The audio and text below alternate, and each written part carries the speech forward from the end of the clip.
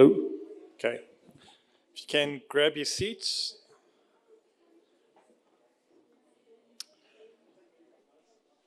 Sure. Great. So, thank you very much. And I can tell you, I'm actually engrossed in some of the conversations that are happening, and I would love to have those conversations carry on. And maybe that's something, today's the start of conversations to have with a commitment going forward. But I think what we're going to now move into is actually more understanding of something that has plagued issues in South Africa, particularly this year. It's actually quite sad, and we need to close the gaps, have proper concrete discussions, and understand how can we do better for our members. So I'd like to introduce our next speaker, Dr. Warisa.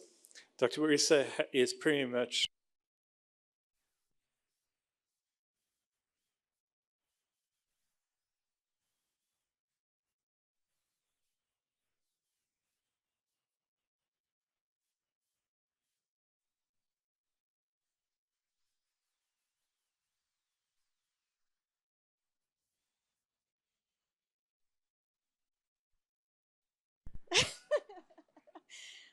So good afternoon, everyone. I trust you have all had a moment to recharge, reconnect. They call this the graveyard shift, Nation.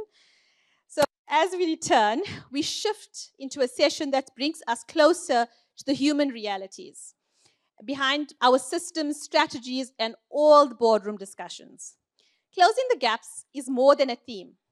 It's a call for us to reflect, respond, and act. Today, we turn our focus on lived experiences of those navigating our HIV care in South Africa, where extraordinary progress continues to unfold alongside persistent and deep-rooted challenges. With 7.8 million people living with HIV in South Africa, our national response has achieved significant milestones. But the recent withdrawal of PEPFAR funding has exposed these critical vulnerabilities. It has disrupted our services, it's closed clinics, and it has placed thousands of people at risk. PEPFAR supported 27 of South Africa's 52 districts, reaching nearly 80% of people living with HIV. Its exit has threatened not just the funding, but our very infrastructure and response. Without strategic action, modeling suggests that we could face up to 2 million additional infections and up to 700 HIV-related deaths by 2044. These projections are not just numbers. They represent the lives, families, as well as futures. The implications extend beyond our public health care system, threatening economic resilience, workforce productivity, and long-term sustainability in both the private and the public healthcare sectors. The private sector has played a vital role in South Africa's HIV response, and medical schemes and managed care organizations have invested in benefit designs, data systems, as well as access to treatment. HIV is a PMB, and many schemes offer generous benefits, yet the gaps remain. In education, continuity of care, as well as provider communication. In our recent CMS SANAC engagement, we heard stories that were deeply moving, stories that we will share with you shortly today. They highlight where our systems fall short and where we must do better. The session is a little bit different. It will be about asking sharper questions, listening more deeply, and committing to some meaningful change. We'll hear from the experts who bring data, clinical insight, and strategic leadership. But more importantly, we would like to hear from you as an audience. We would like to know how we would do things differently going forward. Because doing better means designing systems that are responsive, benefits that will empower care, as well as truly member-centric. It means strengthening partnerships between funders, providers, as well as communities, and ensuring that no one is left behind in the pursuit of better healthcare. So we're very fortunate today to have a panel that reflects the diversity of expertise needed to tackle this action, and from research to regulation to clinical care, as well as community advocacy. Our very first panelist today is Manini Matsaleti. She's a senior researcher for the Council of Medical Schemes. Manini is an economist with a strong background in public policy, healthcare data analytics. She leads the strategic projects and co-leads the fraud, waste, and abuse technical workstream. Today, she's sharing insights into the gaps in our HIV response, And she will also provide context to the next panelist, Mandisa, who will highlight the medical schemes, what medical schemes can do to direct their efforts. Manini, give it.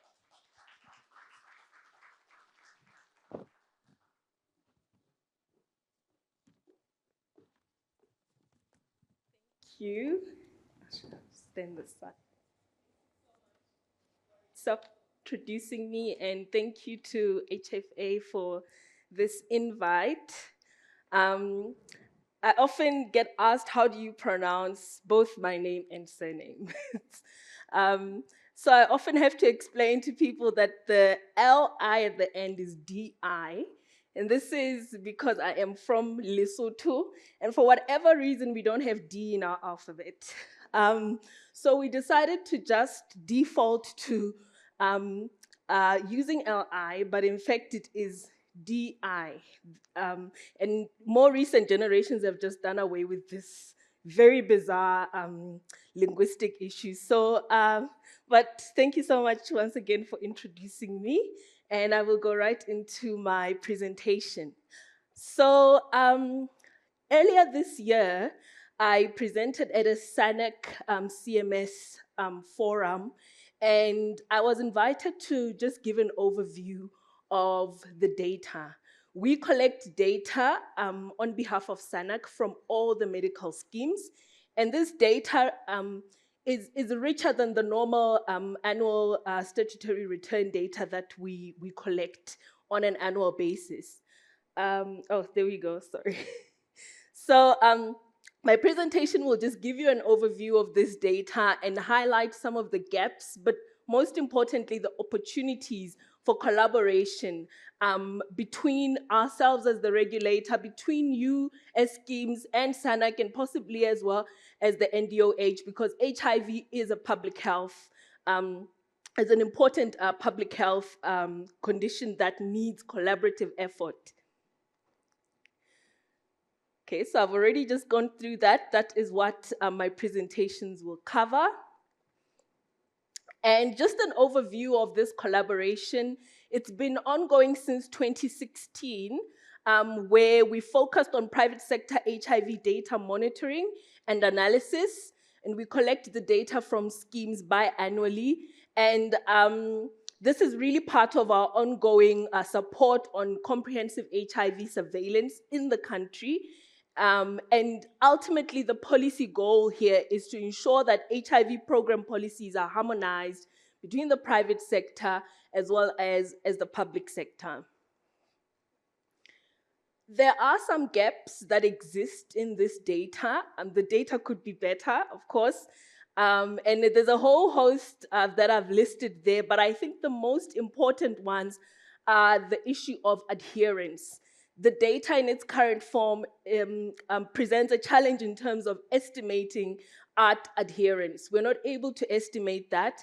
And then also, we've noticed that there are probably movements of beneficiaries between the public and private sectors, and we're not able to capture that. And that's probably something that Mandisa will also speak to or highlight in her discussion. But really, the opportunities that I think are low-hanging fruits are that monitoring, collaborative monitoring that can be done across the industry in terms of understanding and measuring ART adherence. It probably is happening at scheme level for some bigger schemes, but it could potentially be enhanced by a much more collaborative effort. And you'll see why I say this in the later slides. And then another low-hanging fruit would be monitoring this movement between the public and private sector and other systemic issues. And also this will become clearer as I move along my slides.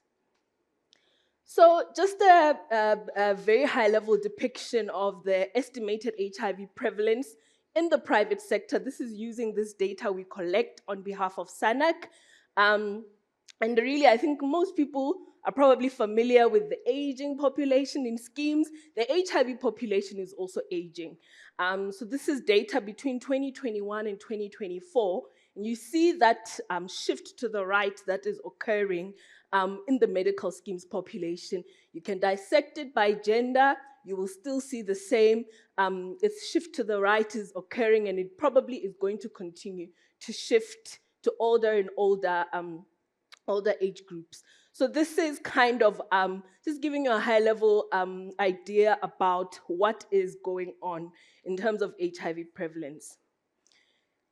In this slide, I give another overview of the percentage of beneficiaries rather on ART as a percentage of HIV disease programs in the private sector.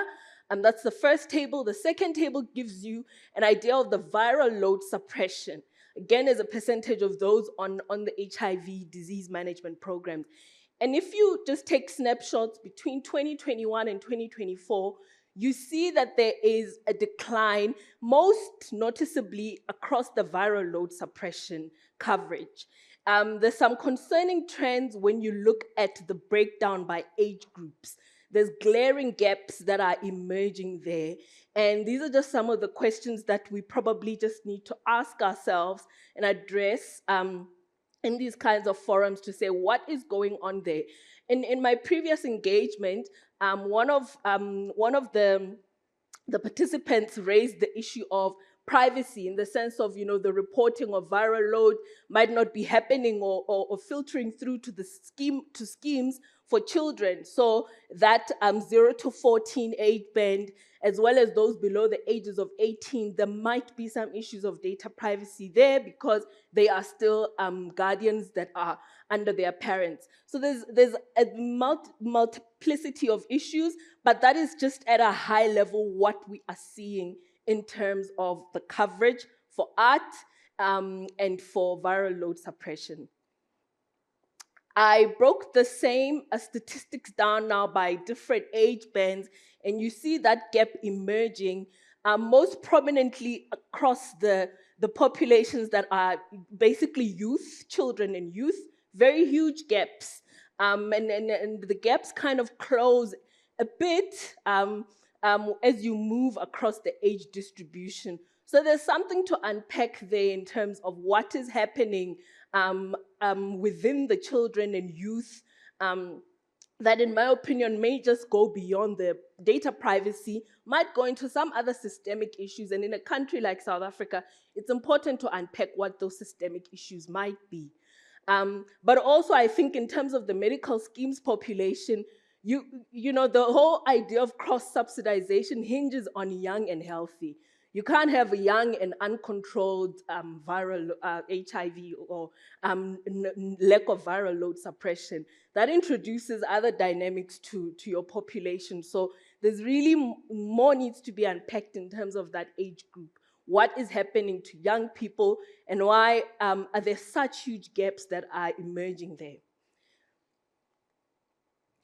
I then went on to use the data to unpack where are we seeing large gaps in terms of municipality. The data gives us some idea of the locations, at least at the district municipality level, which is, you know, an added richness of this particular data compared to the other annual statutory return data that we collect. So one of the most concerning provinces and municipalities, you find the Free State has what I've called here, I've labeled here as gaps. Gap 23 and gap 24 are just showing you the gap between ART and viral load suppression in 2023 and the same gap in 2024. And you see increasing gaps between the blue and the orange charts. The Mangaung municipality there is very concerning.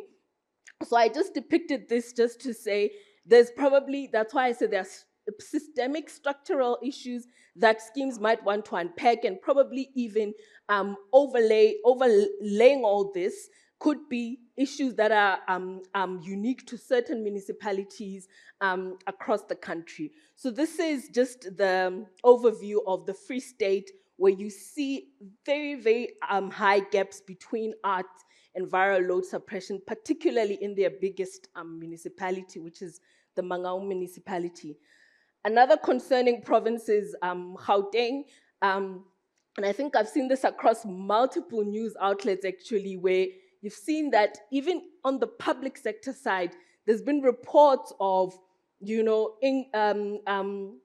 increasing rates of HIV infections, uncontrolled HIV infections in the province, and the private sector is no different. If you look at the main municipalities across Gauteng, you see the same huge gaps emerging, particularly City of Johannesburg, Western Municipality. Again, what is evident here is there are issues in those municipalities, probably, like I'm saying, systemic issues that schemes might want to look into and investigate and unpack. I didn't put it in my slide deck because I was limited in terms of time, but some of the best performing municipalities are actually in KZN, and KZN is running huge. The numbers of the disease management programs, they are big numbers. So those are very big programs that are being run out of that province, huge populations, but for whatever reason, they seem to be figuring out how to have very small gaps or have good adherence and HIV treatment and viral load suppression under control. So that's not depicted here, but that's probably a province that we can unpack and look into as schemes to see what are they doing right in that province in terms of disease management programs. So as I come to the end of my presentation, I just highlighted just 3 key recommendations to schemes. And the very first one is this issue of strengthening treatment literacy, treatment fatigue, and mandating adherence or support groups within DMPs. And the reason for this, again, is if you look at the youth, that gap that I depicted that is emerging in the youth, it clearly reflects that there is no treatment literacy happening there. We can't really talk about, well, treatment fatigue, there's probably, but the really, really big issue is probably treatment literacy, and that those young people need support groups within the DMPs that they can identify with, age mates or peer groups. Something of that sort probably needs to be looked into. And then the second recommendation is introducing or strengthening age-specific interventions. I've already spoken about this regarding the youth, as well as the municipality-specific interventions for these growing disparities. So just more targeted approaches that probably are unique or can address unique challenges that are being faced by certain demographics in certain locations, because like I said, this is South Africa and there are so many systemic issues that persist depending on your location or where you live. So that is important also for schemes to take into consideration. I've spoken about the KZN success story, then that's something that can be looked into and replicated. And then the last recommendation is the CMS-SANA collaboration has improved the public-private reporting on HIV. And I think there's room for forums or collaborations such as this in order for us to reduce the gaps in adherence, tackle some of the systemic issues. So I think just to reiterate what other presenters have spoken about, we need more collaboration in order to deal with some of the gaps that are emerging here. Private-public collaboration, regulator, regulatee collaboration, in order for us to get a comprehensive overview and come up with solutions for some of these gaps. And that has brought me to the end of my presentation. Thank you very much. Thank you, Manini. I think what will be great at the end if we could have maybe the audience share with us what they think could be done differently, or maybe there's things actually happening that we're unaware of that they could share. I think it would be really great. Thank you.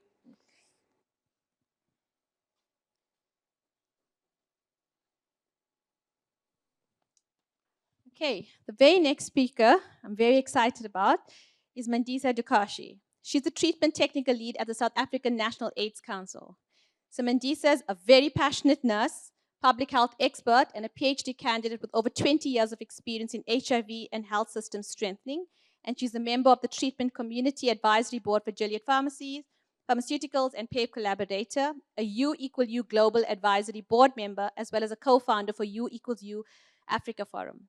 Her work bridges between the clinical systems and community empowerment, and she'll speak to the lived reality of patients navigating our healthcare landscape. Give her a hand.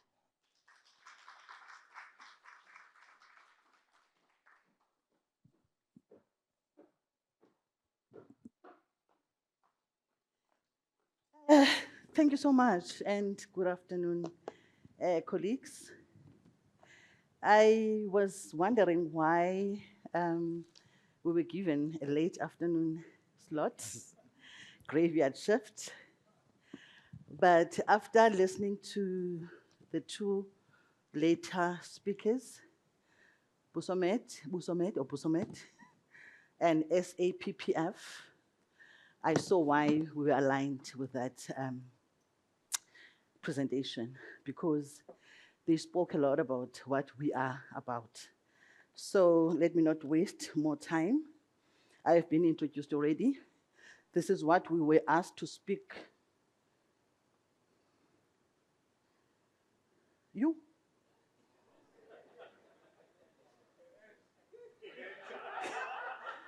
So that you can go home. How do I point? I point. Okay, maybe, yeah? All right. This is the topic or title that we're given to us, Closing the Gap, Collective Action for Better Health Access. Access just ended with access. But I had to add outcomes, because access does not translate to outcomes. And what is important when you're talking investment, outcomes are very, very important. And the two speakers that preceded our platform spoke a lot about the outcomes and value for money. Why isn't it moving? Okay. All right, let me talk about the background of this platform. I'm from the South African Nationalist Council. This is a structure which is a mandate from the government of the country, and it is co-chaired by the Deputy President of the country. We are responsible for implementing, coordinating HIV response and ensuring that there's effective mobilization of resources and monitoring of the HIV, TB, and STI response. That is who SANEC is.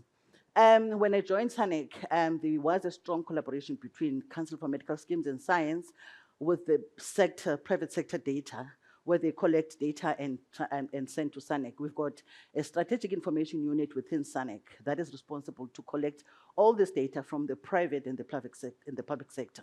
So when I joined SANEC in 2022, I had to look at the public sector data, and all the interventions that we had to come with were responding to the public sector data.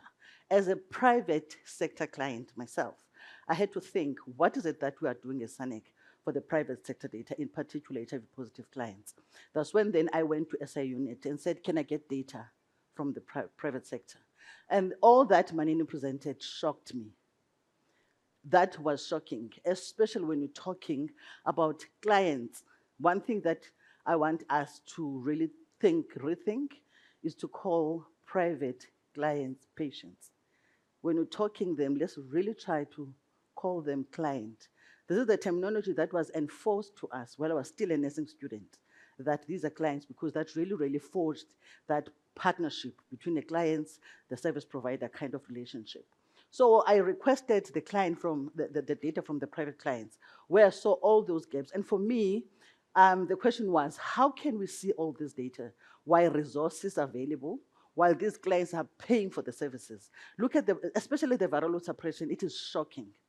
So that's when then I came up with a platform. We went to Cape Town, as Manin was saying, where we were seeking to create a space for stakeholders, in particular, the service provider or service recipients, the providers and the administrators, to understand what are the opportunities, because there are opportunities. That's why we still have private clients paying for the service.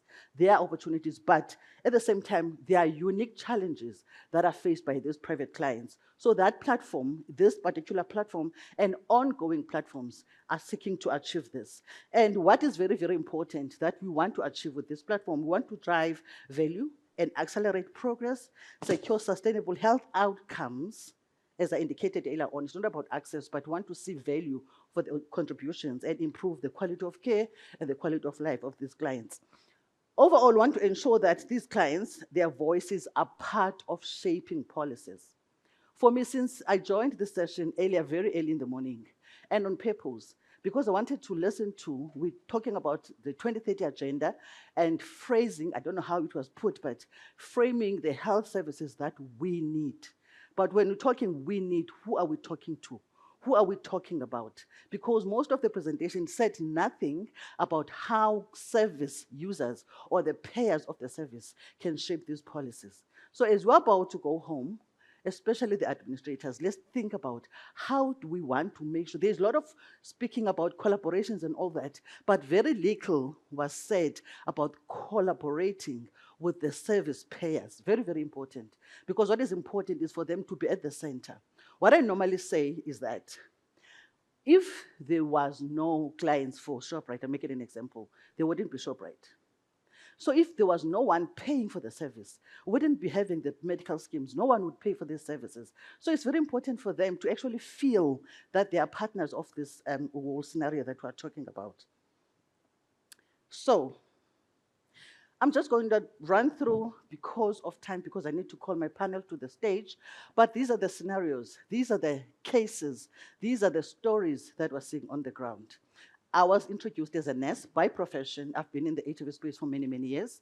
I'm a health service user. I'm a client who is investing as a person. I'm also living with HIV for 20 plus years. And since I was diagnosed, even my diagnosis actually, it was from the medical schemes, right through to starting treatment, accessing all these services. So coming up with these platforms is actually coming from my experience as a clinician and from my experience as a contributor and from my experience as a service recipient. So what I'm trying to, thank you. What I'm trying to get to with this one, I think Manini spoke about literacy here. One thing that I really, really want us to be mindful of, private clients are private. When I went to the Council for Medical Schemes, this is the very first point that I raised to say, private clients are private. Unfortunately, they won't come into this platform and advocate for what is right and what are they needing, because these are people in high-level platforms and people that are dealing with internal stigma. They are private, and we must respect that. But that doesn't mean that we must take decisions on their behalf. Very, very important. So we need to make sure that there's care and support that is embedded in their platform, because they're in a lonely journey. They're not, even some of them that are staying with their spouses and wives, they haven't even disclosed because there are so many issues that they are still dealing with. One other thing is, before I went to CMS to present the data and come up with proposed interventions, I looked at the issues of training and guideline access for private healthcare providers. Data is actually telling us that, in fact, I worked for the Regional Training Center a few years ago. We struggled to get doctors from the private setting to come for training. As a result, they treat clients the way they feel is right and how they think it should be done without being capacitated. It's quite a bit of a challenge. And what we did as SANEC, it was in 2023, when we went around just to look, because we know one thing that I always respect, in the private sector, that is a business. And unfortunately, there's no many clients, or maybe users rather, that can provide services. Doctors are looking at their watches as they're serving the clients. So it's very, very important sometimes for them to cancel pre-test, post-test, pre-treatment, and all those kind of things. It's very difficult. It's a reality that you cannot run away from. But what we were doing at SANEC, understanding what I just said, we went around just to look at different practices. How many of the practices have latest HIV literacy information? So that at least as the client is sitting there waiting for his or her turn, they're able to take some information and read. Out of 140 practices we visited, only 13 had updated information. I'm talking about electronic and physical information. It is not there. It really looks like clients are investing, but no one is actually caring for what they are getting out of the investment. Cost value analysis, I think Busomet spoke a lot about this, but I just want to challenge you. In fact, I'm about to write an opinion piece about this particular issue. When you get into the private sector, when we're doing HIV testing services, in public, they use rapid tests, and the quality of the results are top-notch. And when you get into the private sector, they use ELISA. No preparation, no adherence support, nothing. They just tell you that you're going to take blood and then you're going to test you for HIV. They're using it. You're looking at the amount or the cost that goes in there. Who actually came with an assumption or understanding that if you are doing the rapid test, is actually less effective or efficient than the blood, the ELISA, but there is cost that goes in there. So these are the things that the medical schemes should be looking at. In particular, clients should understand, because without them understanding the importance, the autonomy, having the information, they won't be able to choose the right service for themselves. One thing that I really want to talk about, which is actually a cry for me. In fact, when I went to the private sector to give birth to my two beautiful HIV-negative daughters, if it was not for me knowing what is right, if it was not for me being a clinician with all this information, probably I would have infected my daughters with HIV. Because when I went to deliver, in fact, during a gynecology visit and stuff, they never said anything about me getting nevirapine or PrEP for and the feeding options and stuff. When I went to deliver 2 occasions, no nurse asked me, where is my treatment? No one said anything for me. No one even told me how to give nevirapine to my daughters and everything else, and the exclusive breastfeeding and all that. But what was important for the provider is to tell me that you must go for a cesarean section, as if that's the only option. And everyone else in the private sector, HIV-positive women, they are all pushed towards the cesarean section without looking at the cost and without giving them information so that they have a choice. I actually went through literature now where the data is actually saying the reason why it is because probably they may have high viral load. Why would you wait for a pregnant woman? Not make sure that they have a suppressed or undetectable viral load. Wait until, and in fact, if the schemes can go through data, I can assure you all those cesarean sections that were conducted from women living with HIV, probably a very few percentage of those women had detectable viral load. That is not the indicator for the cesarean section. One would ask, what is the indicator for those cesarean section? As I was still there, something really, really pierced my heart when I was in Cape Town. Women living with HIV, she was part of my panelist, gave birth in a private sector. The baby or the boy is HIV positive. Before coming here, I sent a WhatsApp. Okay, you were in private sector booking and everything, and you gave birth to cesarean section, and she said yes. This is the cesarean section that we think is actually going to save babies. I know a few people that gave birth cesarean section through the private sector, but their babies are HIV positive as we are speaking. So it's very important for us to look at why, what is it that is pushing us to make sure that all HIV positive people, they give birth through cesarean section. Client-centered care. There was, I think there is a lot, I think the 2 speakers in particular, decision-making is one-sided, it is provider-centered. We really cannot do that. This is so unfair for private clients. It is actually compromises the decision-making that clients should be making because they know nothing. If they're told this is the best way to go, this is what they're gonna do because they don't know what is best beside what the doctor is saying. Viral load testing, the perception of men living with HIV in the private sector in particular. I was just few seconds about myself. According to the private sector, you're supposed to have your viral loads done every 6 months. If I had time, I would show you if you can go to my LinkedIn. I took a screenshot, I went to the laboratory to fetch my results. In fact, no one even follows up whether I'm coming every 6 months to take my viral load. Personally, Mondays are sitting or standing here, I'm in a private sector, but I am doing my viral load once a year because I don't have time. In fact, for me, it doesn't make sense. And if you can look at my viral loads, 2022, in my LinkedIn, I took a screenshot, 22, 23, 24, 25, all my viral loads once a year are undetectable. Because the investment that goes in there does not guarantee the quality of my life. What guarantees the quality of my life is the knowledge and the commitment of me taking treatment, which should exactly be what the schemes and provider are doing because we need a client-centered care. Clients should be at the center of their care in order to improve the quality of their life. This is my last slide. I think I'll call my panelist. We have seen the numbers, they tell the story. The investment is not just about the cost, but about the outcomes, the value, and the future of the sector. Now, it's time for us to listen to people who live the reality every day. They are the ones that are making tough choices about where to invest their money, how to balance between affordability and care with an ability to turn services into outcomes and impact across the disease spectrum. As much as we're talking HIV, but we've got one member who's going to talk in between across the disease spectrum. I've got one member online. I've got two in the house. Tembi and Bob, you can come and join me on the platform. She's online. She's based in Cape Town because of the clinches. She'll come last. I've got few questions that I will be posing to them before they go down. Yes, please.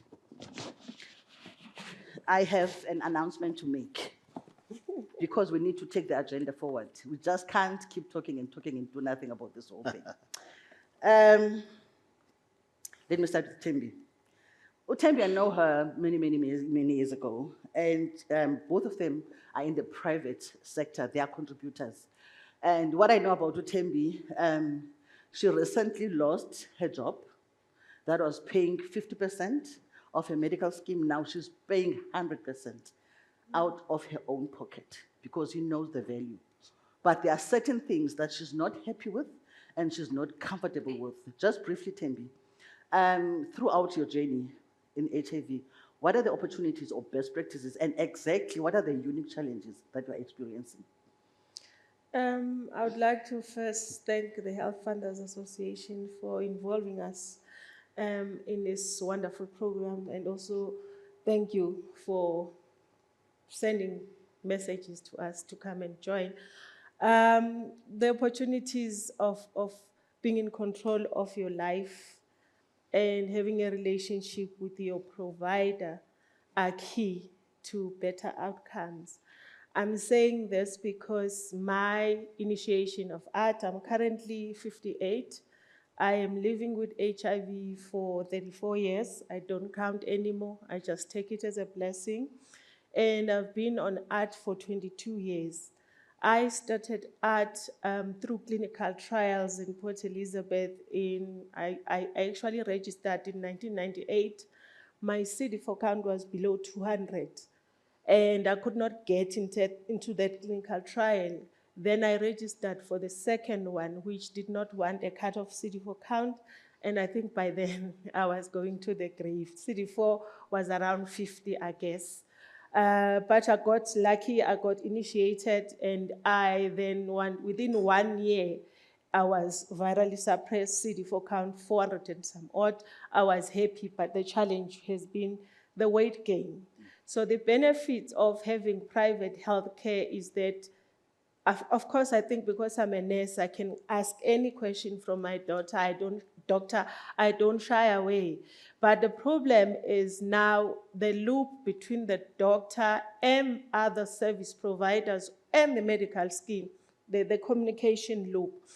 I will make an example. 2014, I almost had a heart attack. I was then prescribed antihypertensives, and I think BP reading then I was about 180 over 100. And doctor said, start now. And he actually filled in the form, the chronic care form. It went, I got treatment. I continued with my treatment. I moved from PE to GP, and I found an HIV specialist in Sentin. It seemed like, because now I'm aging, I'm above 50, everything was just escalating, metabolic profile, triglycerides were going up. It's only liver functions that were fine. And then my doctor then said, okay, let's then initiate you on a diuretic because I was swelling, give you metformin because of insulin resistance, and get you on an antihypertensive that is much more tolerable for you. I'm currently on Bilocor.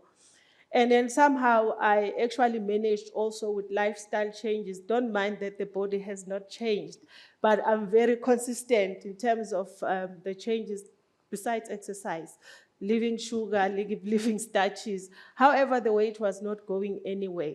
So I continue with these treatments knowing that my medical scheme is providing under managed healthcare.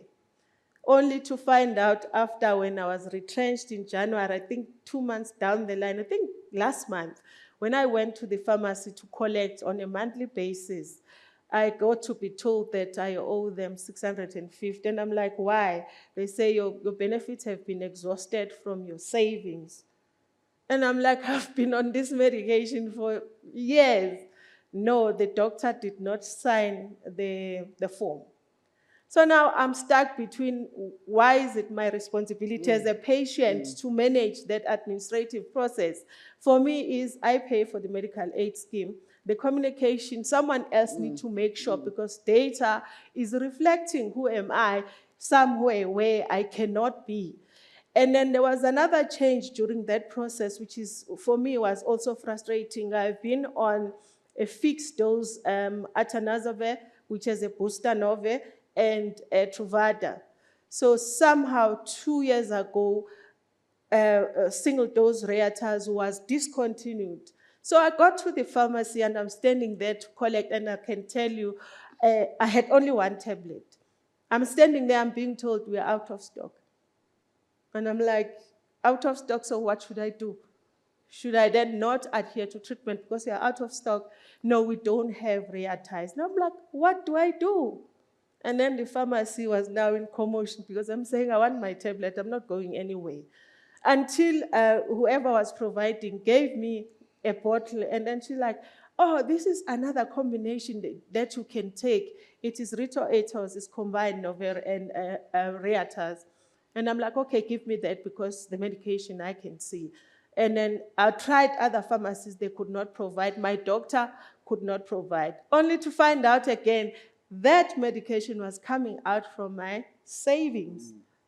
And then I'm asking the scheme, why is it coming from my savings? They are saying it is because your doctor did not inform us that production or manufacturing of Reataz has stopped.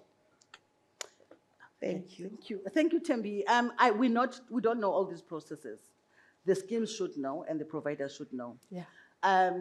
Until a platform is open for us in order to have our voices heard and be part of these policies and the programs and the design of the systems. This is so unfair. And looking at what Tembi is saying, she's able to voice a concern and advocate for what is needed. What about clients that are not able to do that? So it's a question that we are going to leave the house with. Thank you, Tembi. I think you responded to my 2 questions already. Bobby, overall, Bobby is also a private health client, not within the HIV space, because when we're talking private health, we're talking overall across the disease spectrum. And he's also a service provider, providing services. Bobby, and overall, probably you can refer to yourself, what is it that you are proud of being a private sector client, but at the same time, what are the issues that you can speak to? All right, no, thank you very much, and good afternoon to the colleagues. This is a very great platform, especially we find it to be luxury to meet our colleagues. I am a human rights activist above me being a client of a medical aid in the current. So my submission will be in 2 ways in terms of the diagnosis of how we've been interacting with the medical scheme and the private sector in terms of the clinics and hospital. Is that number one, we of course are informed that the private, as it were, they are client-centered. However, when you look at it, but maybe let me start with a good thing, that you call the ambulance at 1 a.m., 15 minutes they're here. And as you get to the private hospital, 1, 2, 3, vitals and everything, you are referred to correct spots, service spots. So you are guaranteed that you will come out there. Sometimes you go there thinking that you have a serious emergency that requires an urgent session, whereas you get there, it's just the breathing part. Everything is done properly in a short space of time. When you get to them, their professionalism is so high that compared to the private, to the public. So that I commend very much. Now, in terms of the client-centerism, which it is being peddled, this is number one, which I wanted to mention, that the governance is not inclusive of the clients. or the civil society in a way, so that they are able to can provide some kind of an insight and guidance. Why is this important? It is important because it is a fact that all of us here are contributors to the GDP. And it is a fact that even the poor of the poorest contribute to the GDP. And the 8.5% that is for health sector, 51% is given to private, which is servicing only 14% of the population. Now the 86% of the population receive 49%. Now, why is civil society important? It's important so that they're able to can also guide the private sector in terms of how they can assist in participating to capacitate our society in also issues of corporate social investment. We have the high rate of NCDs that our people are diagnosed with today. And their high rate is because they get to be diagnosed late. Why? Because we do not have good education, we do not have screening that is done earlier. Now, that is the insight that the civil society can give when it comes to them participating to the governance structure. Their governance structure as well, my medical aid, when they have AGMs, they are so high level that I'm unable to can even make an input as a client to the medical aid to say, kindly consider this in your engagement as you are having an AGM. Their report is speaking to a PhD graduate. It's not speaking to me as an, an ordinary person who's a member. I can't, interact and even feel that I'm presented into their annual reports. So that also affects progression. My colleague is mentioning the issue of communication, which is very important. I had 2 incidents. One was of my son who went for operation. Obviously, the practitioner will quote the medical aid. When they do the initial practice of operations, there's another practitioner that's being called aid as a specialist. Now, when they invoice, they include that particular practitioner. Now, when the medical aid pays, they pay only based on the quotation.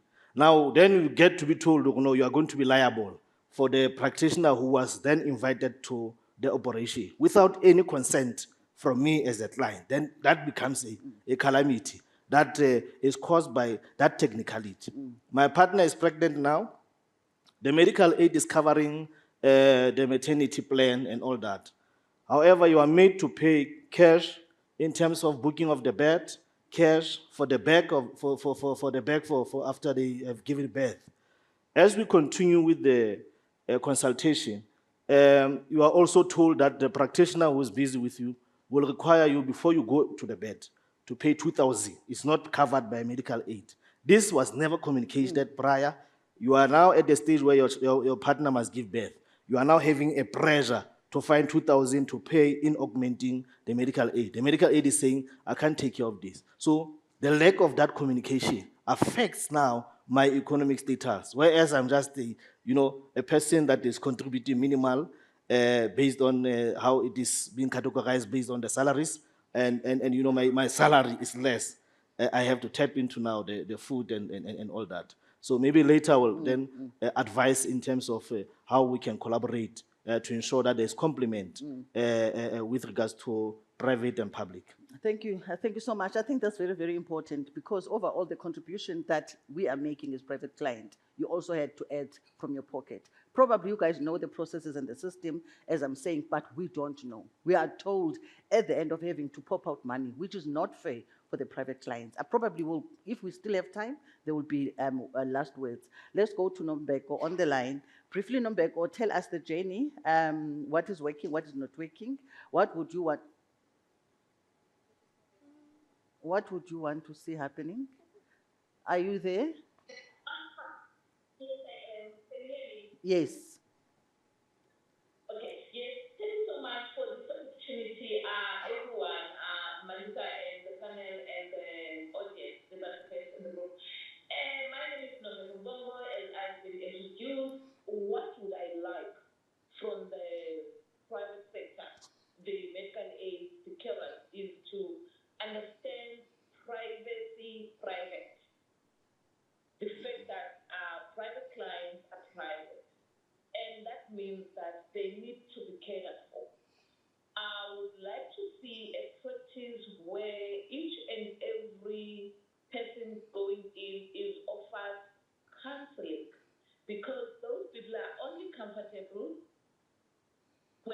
inside those four walls. And most of the time, they don't trust private clients. They don't trust. I'm talking about myself.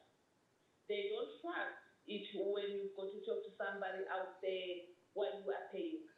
And also being referred to a psychologist outside those walls is another thing that is not easy to do.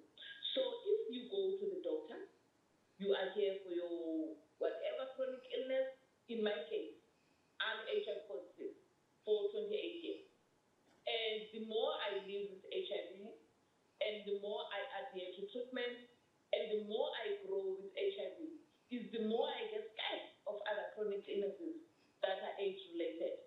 So it's important that every time when I go to the doctor, to be seen and treated as somebody who is aged in with HIV. That is my current situation. And somebody who needs counseling on how to deal with all those issues. And that's what I would like when I'm getting into the practice, seeing the practitioner who's taking care of and managing my HIV. Thank you so much, Nombeko. And I think as the panelists, the members are saying exactly how they're feeling, what they're appreciating, and most importantly, what they're not appreciating. Before probably I'll hand over to the moderator, maybe there'll probably a minute for last words that we can share.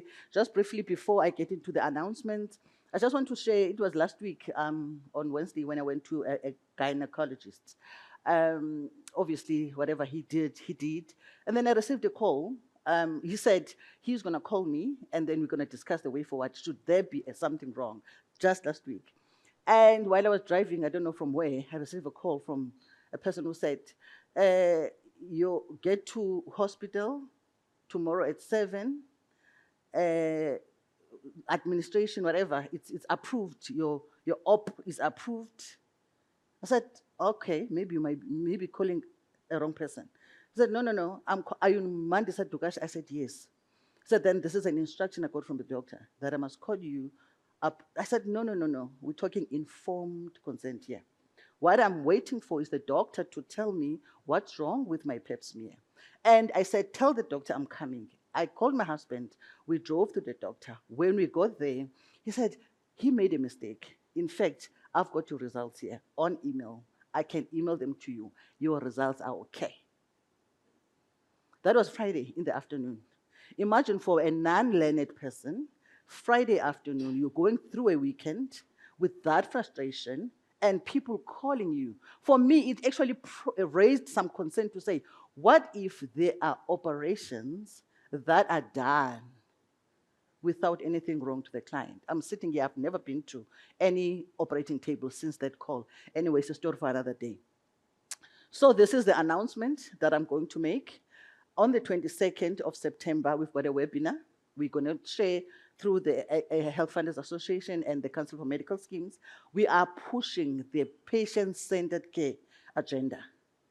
It's time for us to practicalize the concept. We cannot talk about it as a theory because it is affecting our health.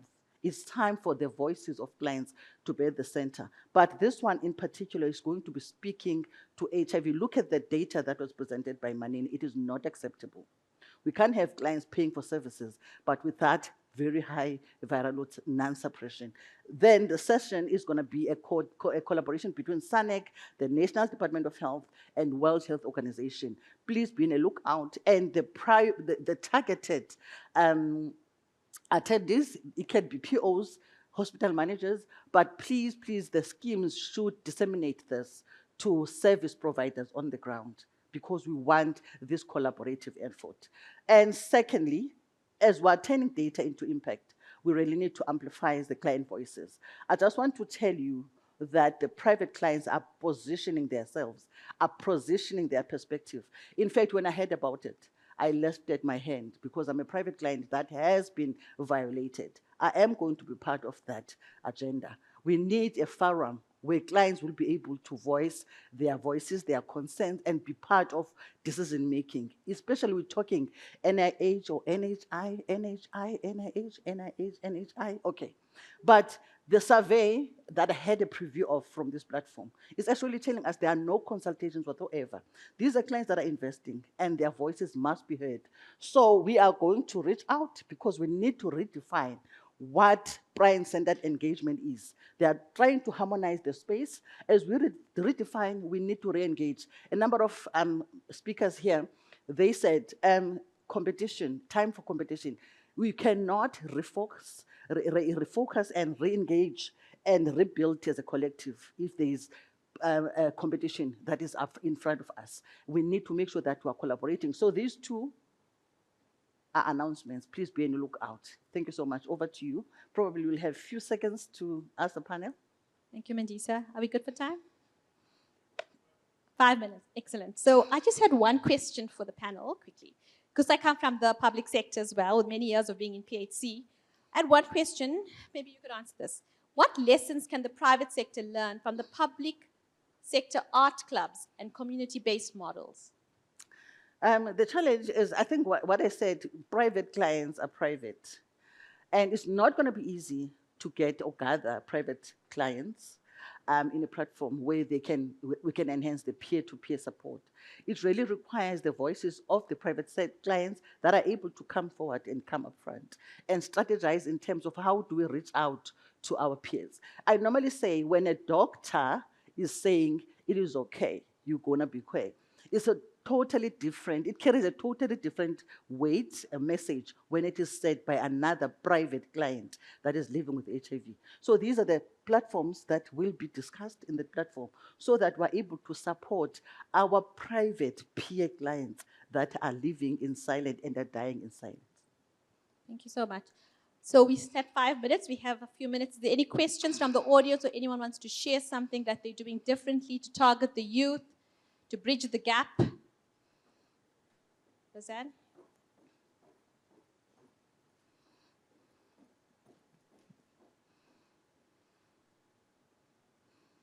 Thanks very much. Hi, I'm Roseanne Harris from Discovery. And first of all, thank you very much. What a powerful session. And I must say, when our risk intelligence team presented analysis that we had done at Discovery, so I'm an actuary by training, so I always feel quite intimidated by the clinicians, particularly on this topic. But our risk intelligence team presented some analysis of the treatment data in Discovery over the last 20 years to the Actuarial Society in May, I think it was. And I must say, I felt quite emotional because I was involved in the ASA modeling that was in the early 2000s. And to see the data that strongly supports the reduction in the mortality rate of people who have reduced, viral suppression to undetectable levels. I mean, literally the data demonstrates that, I think it's over a 12-year period, it's an over 30% reduction in mortality. It's almost undistinguishable from non-HIV positive lives. So it demonstrates that treatment works. And of course, you sitting here in front of us today is such a privilege to see that treatment works. And I worry that there is sort of a fatigue, when we talk about HIV and the pandemic that our country has faced, that there's kind of fatigue in terms of appreciating what it actually means for people. And I say that as an actuary because, we're so used to looking at the numbers and now we look at people, and it's so important that. So I think this, the partnership and collaboration that you're talking about is really, really important. And I wonder the extent to which, the kind of analysis and that sort of data evidence that perhaps we can bring as actuaries and say as funders that have access to this data can support, you in terms of trying to encourage people to take up treatment, that it's worth it to adhere to treatment, that there's evidence that supports that. So maybe just as a comment to suggest that that's part of I think, the partnership approach that you're appealing for. Thank you. Thank you, Roseanne. And I just wanted to say it might have been the graveyard shift, but probably the most important one for the day. I think, if anything, it's heartfelt. And I want to thank you all, the panelists, for being so amazing. If we could just leave the audience with a few things. One is to ensure that when we do investigations, we convey the information privately to the people that need to hear it and ensure that they're correct. These are the basics. This is why we've trained to be healthcare professionals. When we educate, let's educate in such a way that the communication actually reaches people. It reaches the clients in a way that they can actually be empowered to take action and actually empower them to be, own their health. That's what we're talking about, patient-centric health, member-centric health. But are we actually empowering our members to own their health? And we should be doing more of that. And let's design benefits that are stigma-sensitive. And let's look at integrating mental health services and peer support for the most vulnerable populations. Thank you, everyone.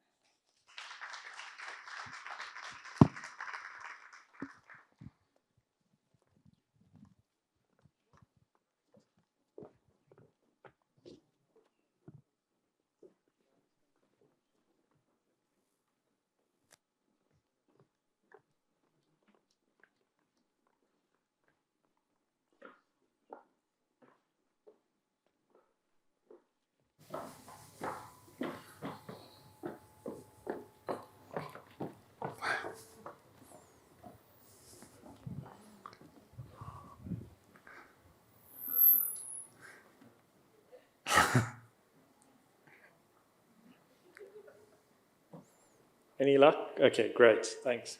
So, I think it is always the difficult thing to always try to carry on after lunch or tea, but, graveyard shift doesn't mean the quality decreases. I must say we still have now currently 74 people online. And that's 74 organizations you're reaching. That's 74 people that are going to take the messages to their organization. So it is by no means graveyard shift is a dead end. It's actually the start of conversations. And that's exactly what we want. So I want to now introduce you to our last session. And Marius Smith is head of, I've got to read this out for him, and then I'll tell you the other stuff. Marius Smith is head of Department for Group Forensic Services at Discovery Health. It's more than 20 years of experience in dealing with healthcare fraud, waste, and abuse. And he's a certified fraud examiner and a pharmacist, holds a diploma in criminal justice. Oh, wow. Okay. And forensic auditing, and is past president of Association of Certified Fraud Examiners. So a pharmacist by training. Marius, of course, is the forefront of FWA. I've spoken recently about FWA. Just out of interest, I met Marius my first year, actually, in 2012. We were sharing a room together. And ever since then, I knew he had a passion for fishing. So every now and again, he tries to sneak down to go fishing. And recently, when I caught up again with him, I realized his fishing has now gone into looking after goats. So he's got a wide variety. And I think, people like this are actually, when we listen to them, they've got such a variety of experience.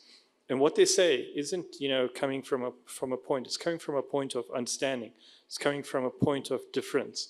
And actually, in the end of it is actually, how do we actually improve the healthcare system with FWA? So let me hand over to Marius. And cool, thank you. And Thanks.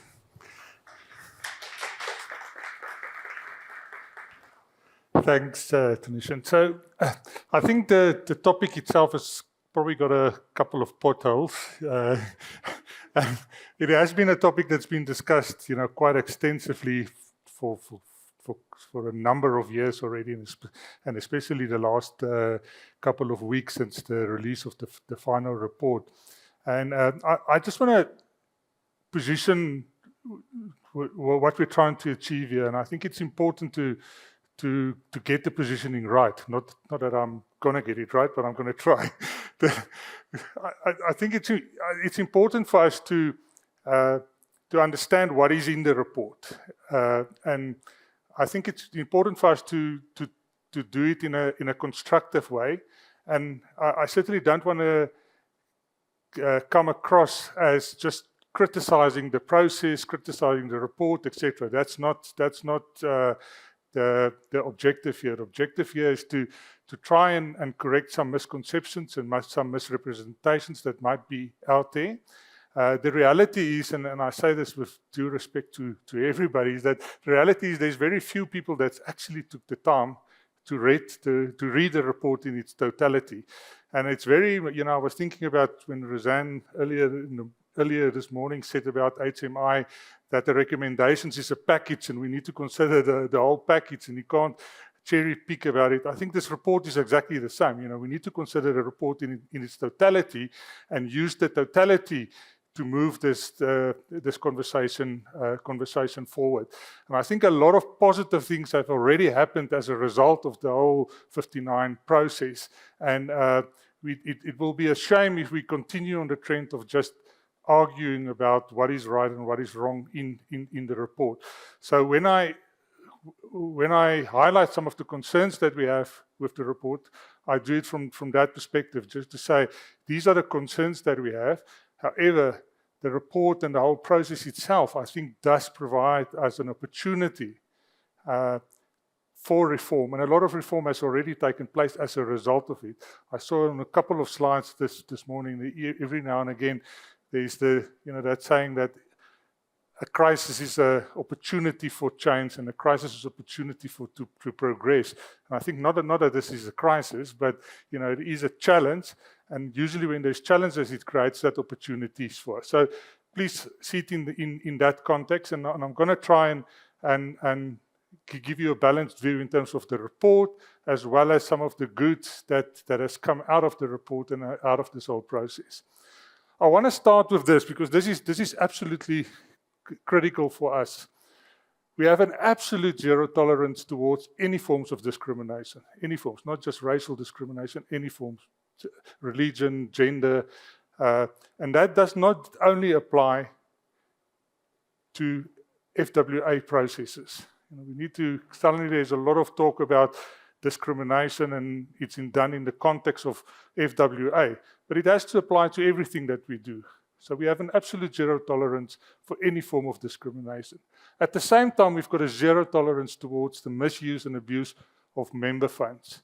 And it's not an either or here, and we cannot do the one at the expense of the other. We cannot protect member funds, but at the same time discriminate in order to do it, and the other way around.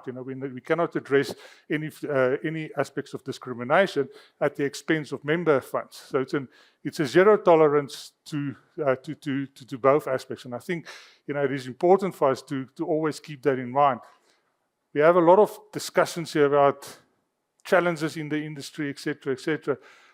And sometimes we lose sight of who and what are we really talking about. We're talking about our members here. We're talking about our member funds.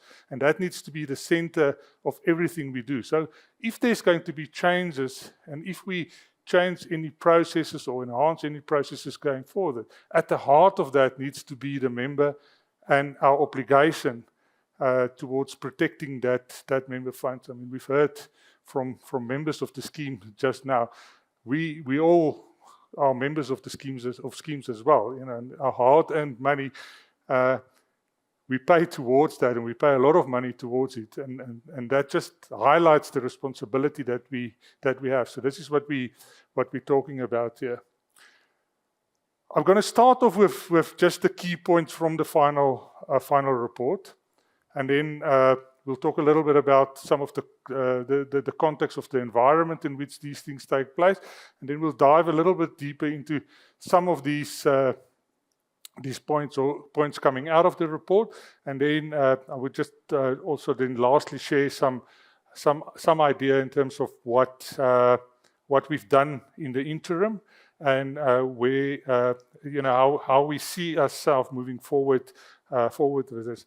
I think very, very importantly, there's no finding of systemic racial profiling or unfair discrimination.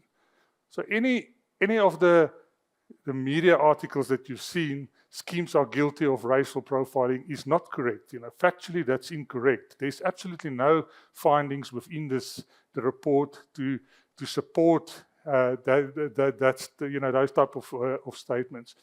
The second point here is the report is not a legally binding, and CMS is required to apply its mind before implementing any recommendations. So it's not a legal report, and the recommendations in there now becomes law, and CMS is obligated to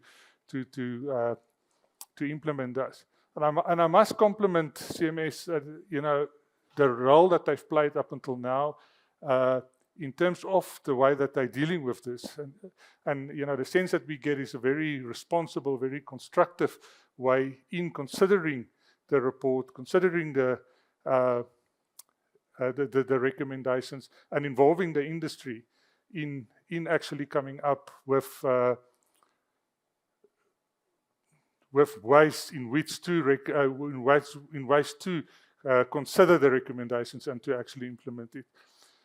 There's no scientifically certain determinations in the risk ratios, and there is scope for improvement in Dr. Kimi's methodology. The report says that. The report acknowledges that there's limitations.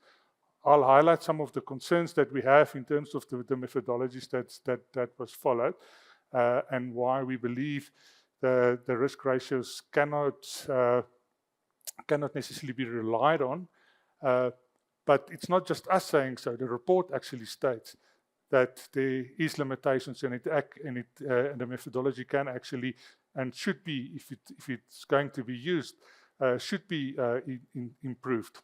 The correlation between race and FWA status could be explained by race of the provider or by some other confounding factor. I mean, this is one of the main concerns that we have here, is that everything is hung on the hook of race. So we cannot use a one factor analysis and just say everything is linked to race.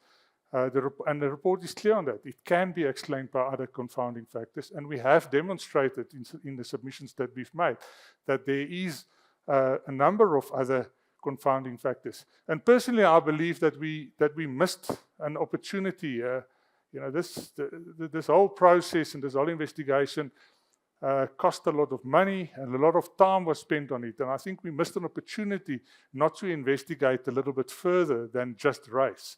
So we can speculate about many things, but that's not going to take us any further. I think the important thing is just to understand what is in the report, is that there definitely are other aspects that can contribute to the outcomes that we're seeing. And I think very, very importantly, it's the last bullet point here, but it probably should be the first one, is that the loss sustained by schemes due to irregular claims is significant, and trustees are obligated to have processes in place. So I don't think there's any doubt about that anymore, that the cost of fraud, waste, abuse, and error is significant. It is a threat to the long-term sustainability of schemes, and we need to address it. And it's an absolute obligation that each one of us have to ensure that it is done. So whatever happens going forward, that needs to be at the center of the thinking. How do we improve whatever we're doing in a way that we're fulfilling this obligation that we have. I want to say, just to give some context, because sometimes I'm involved, not just within, or not involved, that's probably the wrong word. I deal with managing, not just fraud, waste, and abuse within the healthcare environment, but also for our other insurance businesses at a long-term, short-term, etc. So I'm involved in that. And the healthcare environment is completely different than any of the other insurance environments. The challenges that we face is enormous, and the way that we approach it is very, very, very different. So one needs to understand the context in which fraud, waste, and abuse takes place in order to come up with solutions in terms of how do we actually implement measures to deal with this. So I think just very importantly is that at Discovery, for the schemes that's under our administration, we pay on a daily basis over 400 million rands worth in claims. Now, I had a conversation with somebody else last week that's got some sort of AI solution that they want to sell to us. And I said to him, I tried to explain to him the size and the volumes we're dealing with. And I said, we're paying 400 million rands worth of claims on a daily basis. And he says, but that's impossible. I said, no, really, that's the case. And he was so convinced that that's simply not possible that I started to doubt whether I have the number right. But that's the reality, So a significant amount of money is being paid on a daily basis. 97% of that money is paid directly to service providers. Now, that's a very important point. I mean, that's a huge benefit or a huge advantage that healthcare service providers have when they receive payment directly. So they don't have to upfront get payment from their patients.